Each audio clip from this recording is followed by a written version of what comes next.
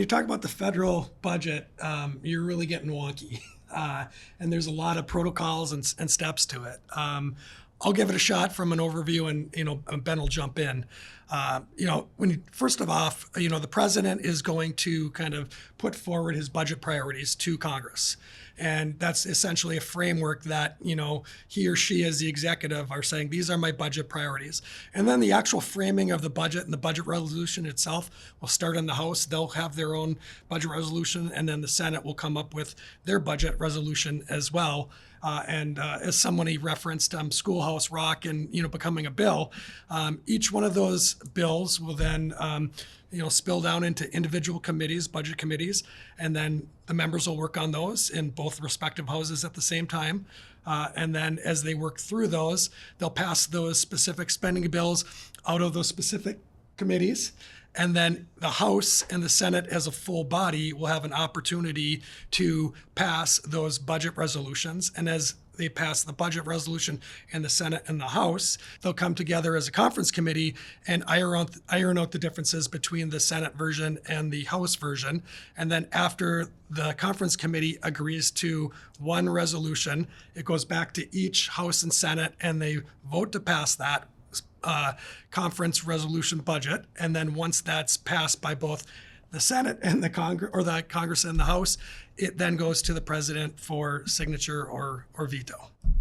So there's a big process there. And then within that process, any number of things can happen.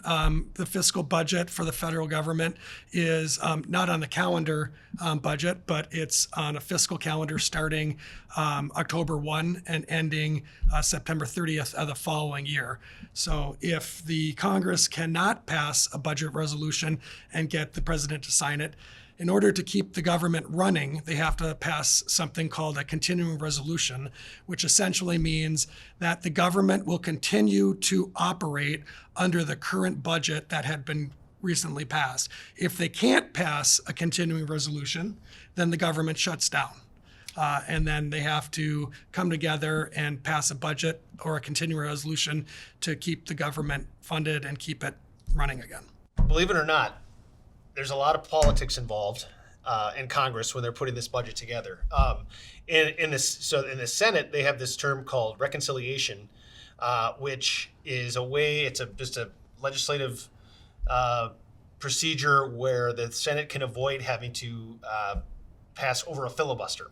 And so you just need a simple majority, and that makes it easier. But given it's nearly equally split, every single Republican essentially is going to have to approve the budget in order for it to pass. And if you think about the spectrum of, like Lisa Murkowski, Susan Collins, and then on the other side of it with some of the more conservative members, finding that happy medium is extremely difficult politically. And then take that times, about 5 over in the House of Representatives. And it's a difficult political dance that they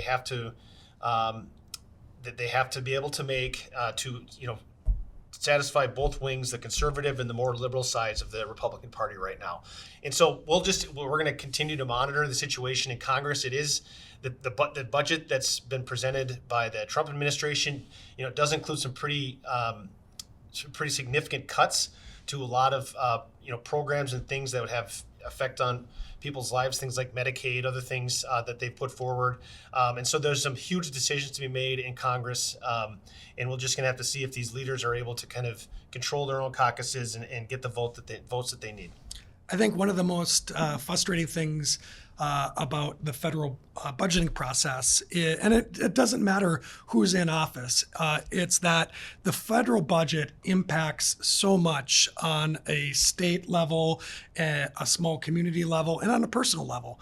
And, I don't think people understand how much, federal dollars flow down to fund things in the states like Medicaid, Medicare, federal transportation highways and medical research, things like that, IRS, proposals that are going to affect family budgets. And so, I think the frustration that, the public sees sometimes, and, the private sector as well, is just the uncertainty of planning for, their business cycle or their personal lives and things like that. And so, you're taking a very complicated budget process where you have, members who are trying to make a, decision on the allocation of scarce resources and determining, what's best not only for their constituents, but, as a state or as a country as a whole. And, it sets up that dynamic where, it can create chaos sometimes where, if, states and people are used to, a very calm and regulated, budget cycle. If there's a lot of disruption, it causes a lot of disruption in a ripple effect all through parts of business and society and local and state government.